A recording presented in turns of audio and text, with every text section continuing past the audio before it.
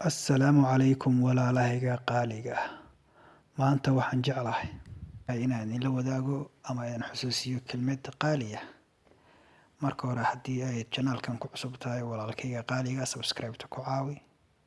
Aad iyo aad baad u mahadsan tahay. Hadaa horena subscribe ustaadhay, share-ta sii wada. Kelmaddaas waa kelmad qaali ah, waxayna ka mid tahay kaydadka jannada, kansun min kunuusil janna. waxaana inoo caddaynaya nabigeena calayhi salaatu wassalaam.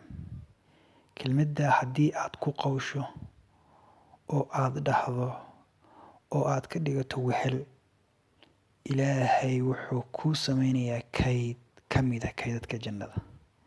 Wax ka fiican baa jira inaad jannada kayd ku hesho. Kelmaddaasina waxa weeye laa xawla walaa quwwata illaa billaah. waxaana daliil noo ah xadiisu nabigeenu kula hadlay Abaadar oo lahaa ma kuu sheegaa kelmad ka mid ah kaydadka jannada. wuxuu ku yidhi ii sheeg yaa rasuul allah. wuxuu ku yidhi waxa weeye laa xawla walaa quwwata illaa billaah.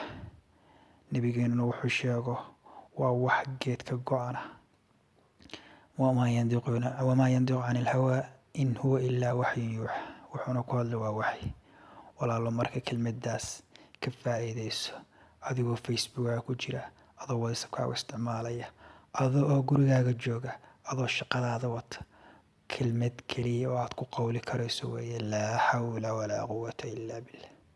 camalkaagii adduun adoo wata baad aakhirana kayd dhiganaysa. waxaad jeceshahay inaad kayd ku kaydsato bangiga lacag, laakiin bangigii aakhiro inaad wax ku kaydsato taagow. waa mahadsantahay walaalo. haddii aad channelka ku cusub tahay, saan hore kugu sheegay, subscribe-ta ku caawi. haddii aad hore u subscribe-sana, share-ta. wassalaamu calaykum waraxmatullaahi wabarakaatuh.